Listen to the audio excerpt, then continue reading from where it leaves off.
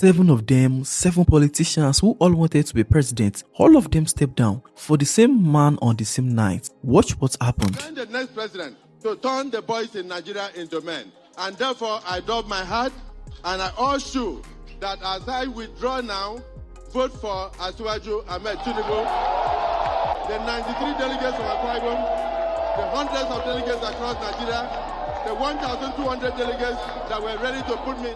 All of you that believe in me, that we have somebody that can do the job. We all rally around him to do the job. And it's no stranger to me. We have been together for quite some time. And that is Asiwaju Bola Ahmed. For this reason, I want to reconfirm my withdrawal from this race and invite all my supporters and delegates to support our father, our leader, Bola Ahmed Tinubu. I would also like to, as I say Yoruba, I hereby withdraw for Asiwaju Bola Ahmed. I have made up my mind at this point to step down for a great leader, Bola Ahmed. Support you are giving me to my elder brother, Asiwaju Bola Ahmed Tinubu. Now, before you start asking, why would some people who wanted to be president just step down like that? Because these are not small people. Gospel Akpabio, Fayemi, Bankole Amosun, Abubakar Badaru and Bankole. All of them had ambitions, all of them had supporters, and in one night, they all gave it up. Now, that particular clip was from 2022, because right now we are in 2026 and APC has 32 governors out of 36 states. Every week, a new politician, a new governor, a new party chairman is crossing over to APC. And their message is always the same. I am joining the winning team. I am coming home. APC is the future. So the question is simple. Is all of this genuine or is something else going on? Tinubu himself gave a hint when he spoke recently. Watch this. What they call you, any name, any nickname, critics must talk. When they accused me of killing opposition, I didn't have a gun. I could have given myself a license when I have the authority. Surprisingly, that particular clip went viral, and it is interesting for one reason. He said he doesn't have a gun, and if he did, he would have gotten a license for it. But viewers, here's what nobody's asking. You don't need a gun to make a politician uncomfortable. Because think about what a governor faces if they refuse to join APC. Federal allocation, the money that runs the state goes through the federal government. EFCC, the anti-corruption agency, reports to the presidency. INEC, which supervises their state elections, is appointed at the federal level. And the judiciary, where they go when the election is challenged, has faced questions about independence. So when a governor refuses APC, it's not just making a political choice. They are choosing to govern their state without federal support. And while their opponent who joins APC gets everything, that's not a gun, but it is not nothing either. Now let's hear from a governor who is actually feeling this pressure right now. They eat everything. Take a listen. APC-led federal government think they can use the courts, the institution of government like the EFCC, to persecute and prosecute Nigerians that are not within their own party. If they don't stop, we are going to declare war. I assure you we are not going to keep quiet any longer. I won't allow anybody to criminalize me because I'm not in their party. And I refuse to join their party. And I will not join their party. We have a country where 51% of the resources is taken by the federal government. In my state, they have not provided 1 kilometer of road. They have not provided water. Even the security agencies, I'm the one paying them to work for us. And they have the guts to talk. This is a country where when you walk, you become a villain, you become an idiot. I have kept quiet for too long, just for peace and security. Because as politicians, we should not overhate the polity. But I am not a coward.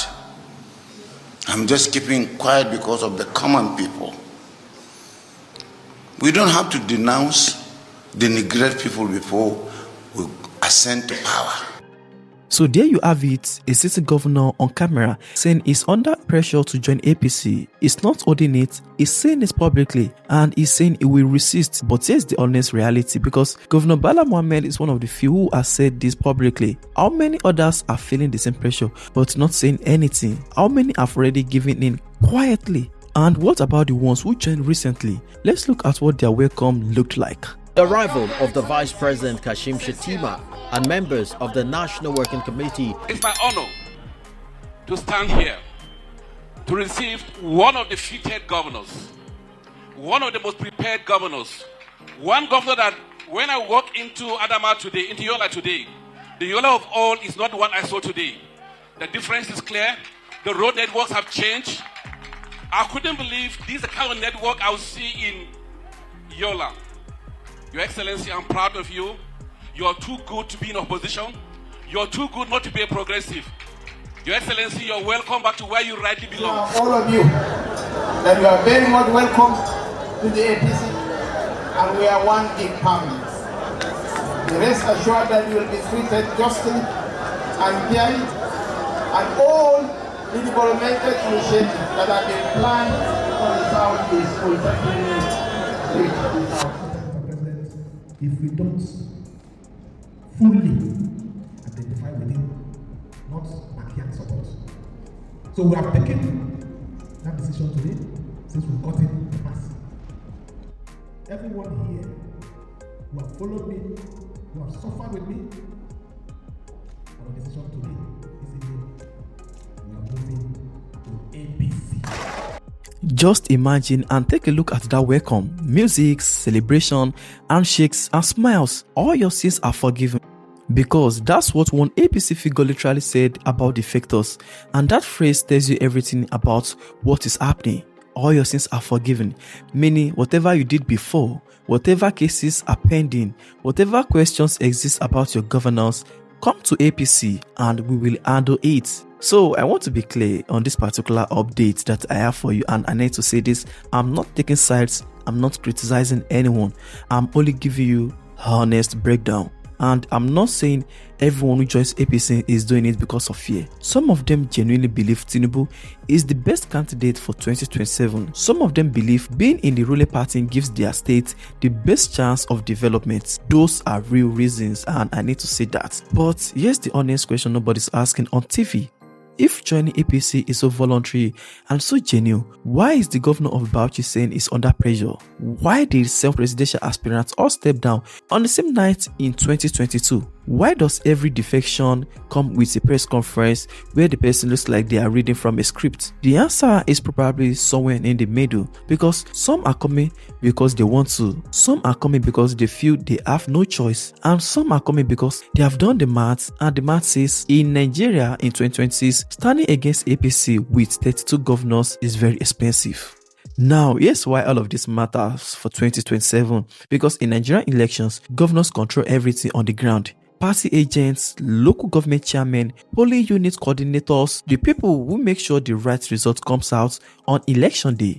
Because when APC had 16 governors in 2015, they defeated an incumbent president. Now they have 32. Do the maths. For the opposition to win in this 2027, they don't just need more votes than APC. They need to make sure those votes are counted correctly, and in states where APC governors control the ground machinery. That is the honest challenge that no amount of social media support solves, and it is why Tinubu is not sitting back despite having 32 governors. He knows exactly how Nigerian elections work and is building a structure that it is very difficult to overcome. So this is where I land after doing my checks and balances. Tinubu is not just winning the election campaign, he's winning the pre-election, building a structure, polling the governors, neutralizing the opposition before they can even unite. Truth is, whether you support him or not, you just have to respect the strategy. So the question for 2027 is whether the opposition can build something strong enough to overcome it. And right now, that answer is not clear. So viewers, before you go, I want your honest take on this particular update that I have for you. Is this just smart politics, or is something more concerning happening to Nigerian democracy? Please drop your honest answer in the comments. And if you enjoyed this particular update, make sure you like this video. It really helps us a lot. And make sure you subscribe, turn on the notification bell so you never miss the next updates. And by the way, check out my page. I have a lot of recent updates and you are going to enjoy every bit of them. Thank you for watching. Don't forget to like. Once again, I share this video for others so we can get everyone informed. I'll see you in my next video.